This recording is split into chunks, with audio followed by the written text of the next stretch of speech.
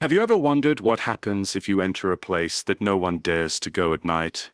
Tonight, I'm going to tell you a story that will make you think twice before stepping into a pumpkin patch alone. If you love scary stories, make sure to subscribe and stay with me, because what you are about to hear is not for the faint of heart. This is a story about a place where fear itself waits, watching, and sometimes it chooses a victim. Jack and his friends had always loved adventures, but the old pumpkin patch at the edge of Millfield was unlike any place they had ever explored. The locals whispered that it was cursed, and that anyone who dared enter after sunset might never return. On a chilly October evening, Jack and Lisa stood at the edge, the fog curling around their feet. "Are you sure about this?" Lisa asked nervously, her breath visible in the cold air. Jack laughed. "Don't tell me you're scared. It's just an old field." But as they stepped forward, the atmosphere changed. The pumpkins seemed unnaturally large, their orange skin dark and mottled. Some had deep grooves that looked like grimacing faces. A soft, almost imperceptible whispering floated through the fog. Jack shook his head, trying to dismiss it as the wind. Yet every step they took seemed to echo strangely. The field stretched endlessly, twisting into shapes that made no sense. The fog thickened, and in its veil, Jack thought he saw movement, something rolling just out of reach, following them. The deeper they went, the more unsettling the field became. One pumpkin seemed to leer at them, its jagged mouth opening wider as if to smile. Another had a deep fissure that resembled a skeletal grin. Jack tried to convince her, "It's just the fog and shadows. Relax." But the shadows grew bolder. Vines stretched across the path like reaching hands, and the whispers became clearer. "Stay, stay, forever." The whispers grew louder, surrounding them from all sides. "Join us." New panic set in. Jack grabbed a broken branch, swinging at a nearby pumpkin. It bounced harmlessly aside, only to return, rolling faster this time. Every step forward seemed to lead them deeper into the field. The fog thickened into a wall, and Jack realized they couldn't see the path back. Lisa clutched his arm. "Jack, we need to leave. Now." But the pumpkins had other plans. One especially large pumpkin, its skin pocked and scarred, seemed to watch them with glowing red eyes. They froze, unable to move. The whispering was no longer soft. It was a chorus of voices calling their names. Suddenly, the ground shifted beneath Lisa's feet. She fell, screaming, and the pumpkin nearest her seemed to lunge, its glowing eyes opening wide. Jack tried to pull her up, but the vines wrapped around his ankles, yanking him down. The whispering became words, clear and cruel. New. Jack watched in horror as Lisa disappeared into the fog, her screams cutting off abruptly. He struggled, his heart hammering in his chest, realizing the legends were true. The pumpkin patch wasn't just haunted, it was alive, feeding on fear and capturing souls. Jack ran blindly, dodging pumpkins that seemed to move with intent. The vines whipped around him, scratching his arms and legs. Every step forward was met with resistance, as if the patch itself wanted to hold him. He could hear something rolling behind him, a massive pumpkin, larger than any he had seen before, its eyes blazing. The whispers now became shouts. "Stay, stay forever." Desperation fueled his speed. Jack leapt over vines, pushed through thorns, and sprinted toward what he hoped was the edge of the field. The fog parted just enough to reveal a faint light. Could it be the exit? Jack stumbled, gasping for air. The legend his grandmother had told him flashed in his mind. The pumpkin patch held the souls of those who entered and never left. Each pumpkin contained a trapped soul, and the field's purpose was to claim more. Behind him, a sound like breathing followed. The pumpkins weren't just watching, they were hunting. One pumpkin exploded into a cloud of orange pulp, but from it emerged smaller pumpkins, rolling with a life of their own. Jack realized the field was endless. Escape was uncertain. At the edge of exhaustion, Jack made one final run. He could feel the vines tugging at him, trying to pull him back. The largest pumpkin loomed ahead, glowing red, mouth wide, ready to consume him. Jack threw his weight forward, crashing through the final line of vines. The ground seemed to shake, and the chorus of whispers faded as he crossed the edge of the field. He fell onto the dirt outside the pumpkin patch, panting, believing he was free. But relief was short-lived. Jack looked at his hands. They were smeared with orange pulp. Tiny red eyes blinked from within his skin. A voice whispered behind him, soft but unmistakable. Jack screamed, but the pumpkin patch remained silent, waiting patiently for the next curious soul. Have you ever tried on something and couldn't take it off? Tonight, I'm going to tell you a story about a mask that was never meant to be worn, and the horror that comes with it. If you love terrifying Halloween stories, subscribe now and stay with me, because what you're about to hear is not for the faint-hearted. It was a crisp Halloween evening in the small town of Harrisfield, and Alex loved searching for unique costumes. He wandered through the dimly lit antique store at the corner of Elm Street, drawn to a dusty display at the back. Among the old costumes and props, a mask caught his eye.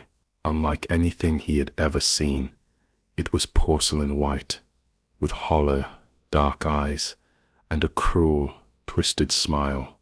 Something about it felt wrong, but Alex was curious, and curiosity always won over fear.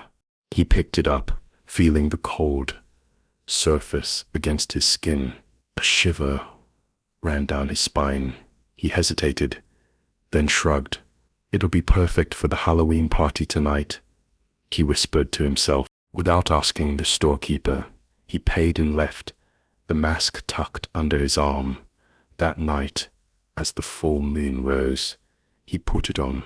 The moment the mask touched his face, Alex felt a strange pressure. His skin tingled, and a chill ran down his spine. He tried to pull it off, but it wouldn't budge. Panic started to set in. "Relax. Maybe it's just tight," he told himself. He tugged harder, but the mask was fused to his skin.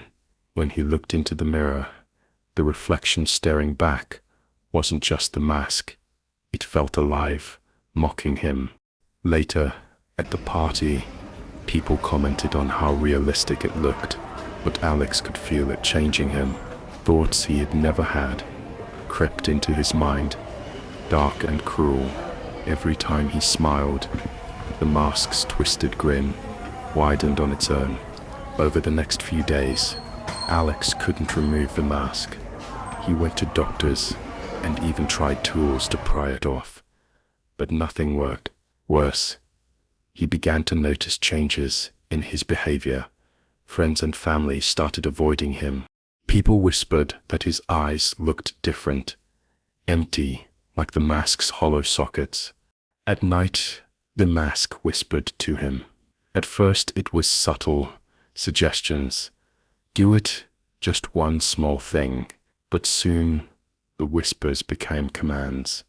Alex tried to resist, but every time he ignored the mask, it tightened slightly, pressing into his face like it was alive. One evening, he awoke to find scratches across the walls of his room, shapes he didn't recognize, as if the mask had been awake while he slept.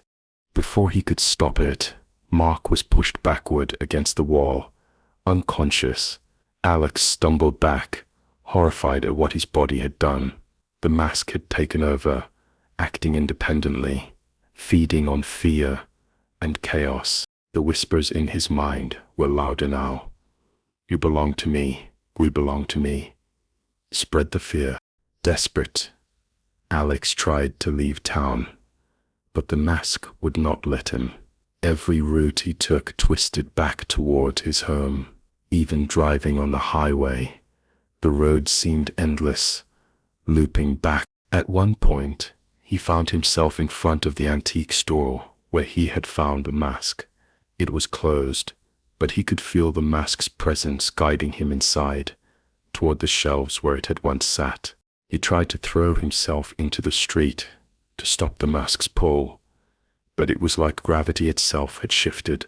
He was trapped, caught in the mask's grip. That night, the mask fully consumed him. In the mirror, he saw himself vanish, replaced by a new version of the mask, alive, smiling, watching, and waiting. It had claimed him entirely.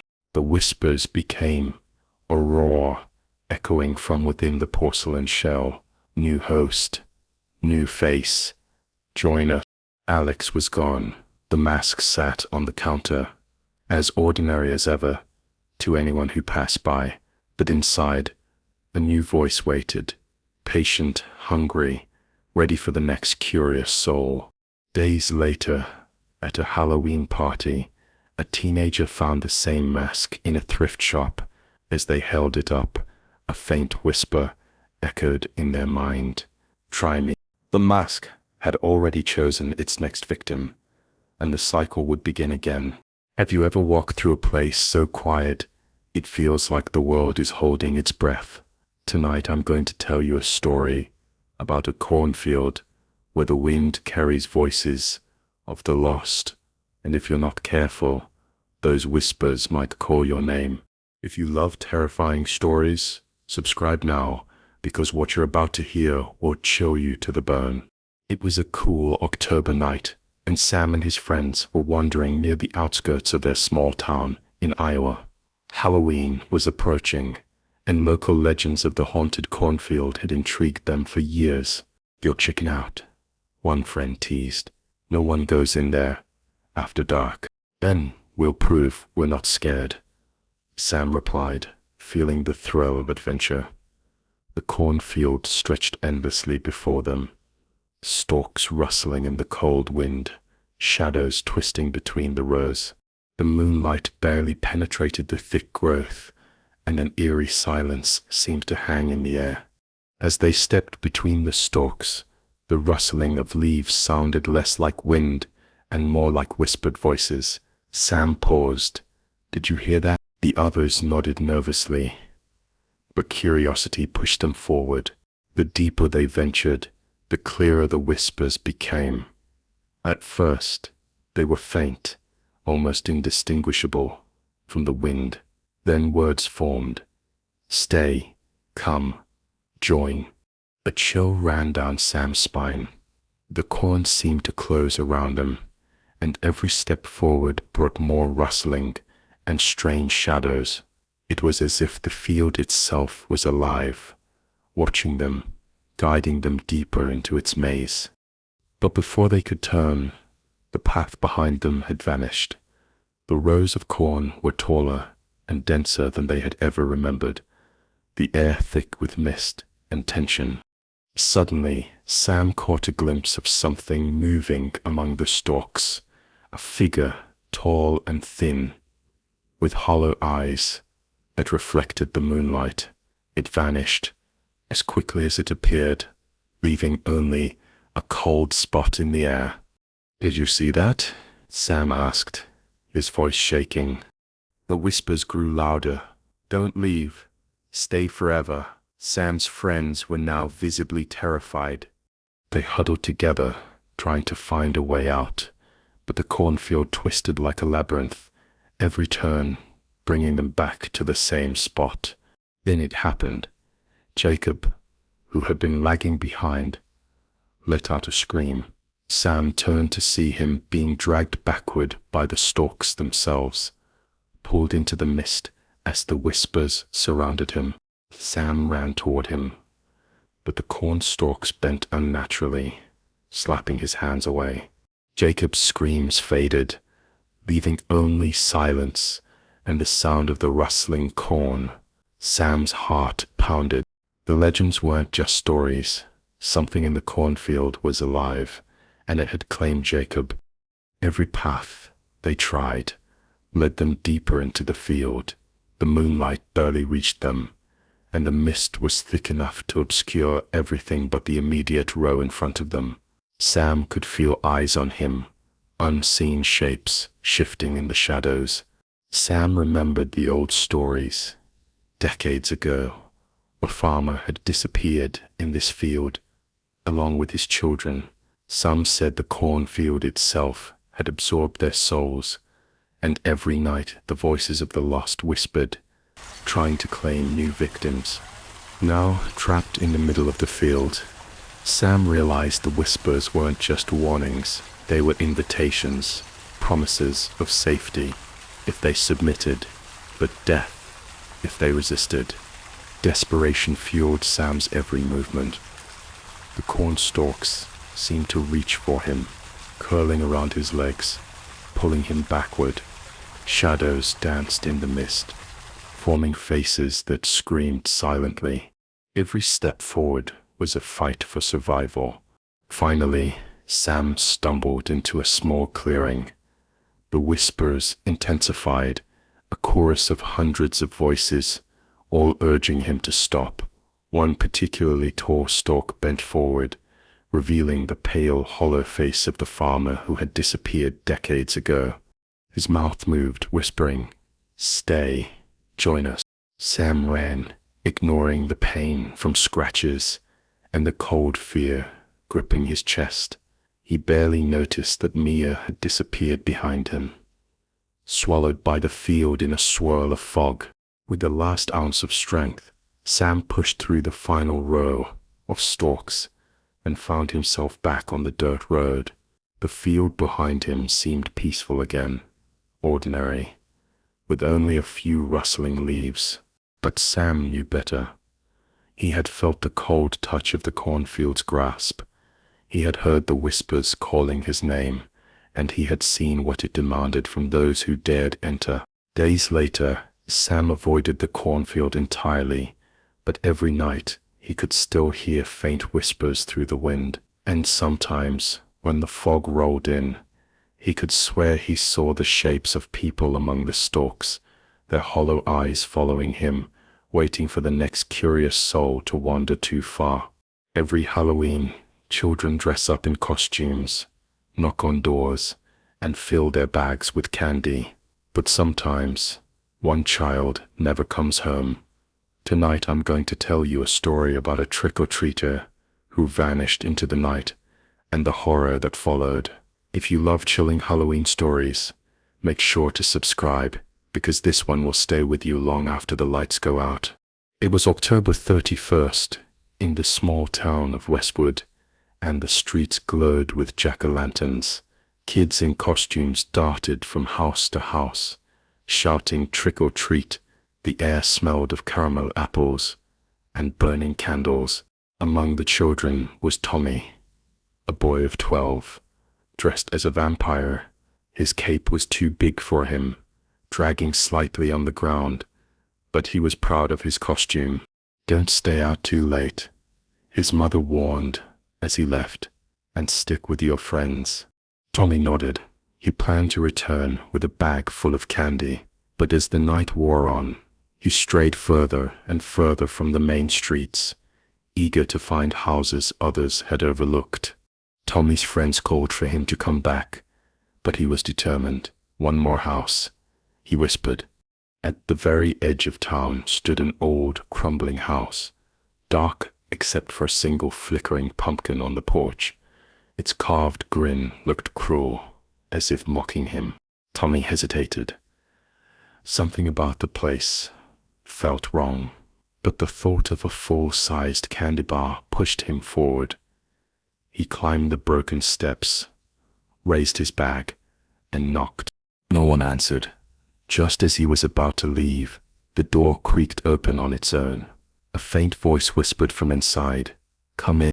The air inside was colder than the October night, Dust coated the floor, and faded wallpaper peeled from the walls. A long hallway stretched into darkness. "Hello?" Tommy called out. His voice echoed strangely, as if the house swallowed the sound. He thought he saw movement. "A figure at the end of the hall. Trick or treat," he said, his voice shaky. The figure didn't move. Instead, a soft whisper floated through the air. "Psst." Tommy's instincts screamed to leave, but his feet carried him forward. The deeper he went, the stranger the house became. The pictures on the wall showed children in costumes, but their faces were blurred, twisted. Some looked like they were screaming. The whispers grew louder. "You came back. Finally." Tommy's bag of candy slipped from his hand. He spun around, but the door had vanished. The hallway stretched endlessly, lined with closed doors. One of them creaked open. Inside, he saw toys scattered across the floor, old broken toys that hadn't been touched in decades. And in the corner, a small vampire cape just like his own. A chill spread through his body. He heard laughter, children's laughter, but hollow and cruel. Figures emerged from the shadows, children in faded costumes, their eyes pale and lifeless. "Play with us," one whispered. "Stay forever," said another. Tommy backed away, but the figures closed in, their pale hands reaching for him. Their costumes were torn, their faces pale as wax. He realized they weren't children anymore. They were something else, forgotten souls, trapped in the house forever. Tommy ran, darting through the endless hallway. Every door led to another hallway, every turn bringing him deeper inside. The whispers followed, chanting his name. He tripped over his cape, crashing into the floor. Hands reached from the shadows, cold and strong, pulling at his arms and legs. He kicked and screamed, but the sound seemed to vanish before it reached his lips. For a moment, he thought he saw his mother's face in the dark, calling to him, but when he reached out, the image twisted, becoming another pale child smiling with dead eyes. At last, Tommy burst into a large room, lit only by dozens of jack-o'-lanterns. Their carved faces glowed, casting sinister shadows across the walls. In the center stood a tall figure in a cloak, its face hidden behind a cracked mask. "You came to us willingly," the figure whispered. "Now you belong here." The children surrounded him, chanting softly. The jack-o'-lanterns flickered, their grins stretching wider. Tommy screamed, trying to tear off his cape as if it were binding him, but it was too late. The cloak grew tighter, heavier, pulling him down. The figure stepped closer, lifting a pale hand toward his face. Outside, the streets of Westwood were alive with laughter and candy. Once again, parents called their children home, and lights began to flicker out. But Tommy never returned. His bag of candy lay abandoned on the edge of the street, and in the window of the old house, if anyone looked closely, they could see a new picture on the wall. A boy in a vampire costume, his face pale, his smile hollow, his eyes lifeless. The next Halloween, children whispered about the boy who vanished. Some swore they saw him in the shadows, still wearing his vampire cape, walking alone between houses. If anyone followed, they said, he would turn and smile with empty eyes, and they too would never come home. What if the house you stepped into had a mind of its own? Tonight I'm going to tell you a story about a house that doesn't just scare you, might disappear inside forever. If you love terrifying stories, subscribe now, because this is one Halloween tale you'll never forget. It was late October in the town of Ravens Hollow, and a group of friends, Ethan, Chloe, and Liam, were daring each other to explore the old Marlowe house. Everyone in town avoided it. No one had lived there in decades, and those who entered claimed the house ate them, leaving only whispers behind. he seriously doing this? Chloe asked, her flashlight trembling slightly. Ethan grinned. Come on. It's just an old house. Don't be scared. The three of them approached the rotting front door. Its wood warped, its paint peeling. The air was heavy, thick with the smell of decay. A cold wind whispered through the trees. The door creaked open with an unnatural ease, revealing a dark interior. The house smelled of damp wood and old dust. As they stepped inside, the door slammed shut behind them. "Hello?" Ethan called, his voice echoing unnaturally. Nothing answered, only silence, and the faint creaking of the floorboards beneath their feet. The house seemed alive, breathing slowly, watching them. As they explored, Chloe noticed that the walls seemed to pulse, as if the house itself had veins. Every step they took made the floorboards shift slightly, moving beneath them. In the living room, a fireplace crackled, though there was no fire. Shadows danced across the walls, forming shapes that resembled hands reaching for them. The whispers began, soft, almost playful, yet filled with menace. "Stay, stay, forever." Liam tripped over a loose floorboard. When he looked up, he saw a shadow detach itself from the wall, crawling toward him. He screamed, but the sound was swallowed by the house. Ethan and Chloe grabbed him, pulling him back, but the house shifted. Hallways stretched and bent. Doors led to rooms they had already passed, and windows no longer faced outside. They looked into more rooms, endless and twisted. As they moved deeper, the house seemed to react to them. The walls expanded, ceilings dropped, and the floors creaked under invisible weight. A strange wet sound echoed, like chewing. What is that?" Chloe whispered. The voice came from the walls themselves. Hungry.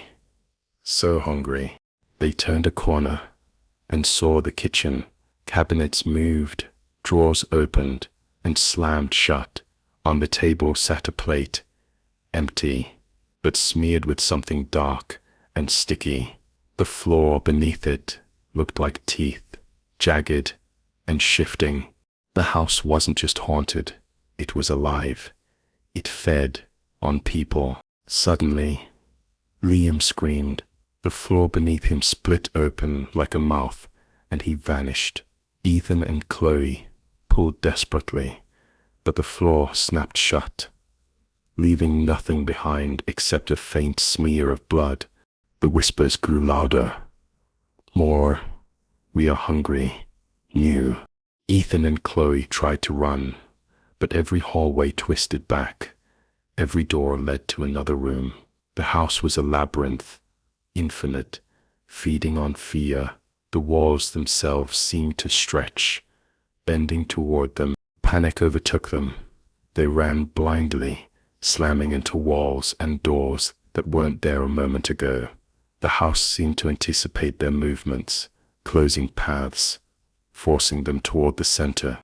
They could hear it, a wet, crunching sound, like teeth snapping on wood and flesh.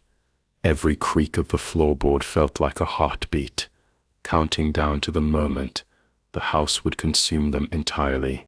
Chloe tripped and barely escaped as the floor beneath her tried to swallow her. Ethan grabbed her hand and pulled her forward, but they knew it was only a matter of time. Finally, they reached a grand hall in the center of the house. Shadows of the previous victims flickered across the walls. Faces twisted in silent screams. The house pulsed, walls expanding, contracting like lungs. A massive mouth of wood and floorboards opened in the center, dripping black liquid. The house whispered, "You cannot leave. We are hungry. Join us." Ethan grabbed Chloe's hand. "Run." They sprinted, dodging the snapping floorboards. Just as the mouth lunged for them, the front door appeared ahead, slightly ajar. They burst through the door into the cold night air. The house loomed behind them, silent, appearing ordinary again, as if nothing had happened. Ethan and Chloe ran to the nearest streetlight, gasping for air. Behind them, in the window of the house, shadows moved. The house had claimed enough fear for now, but deep inside, something waited. Its walls pulsed hungrily, and the faint sound of chewing echoed from within. The Marlowe house would always be hungry. Somewhere in the darkness, Liam's eyes blinked open, pale and lifeless, staring from inside the house, waiting for the next victims.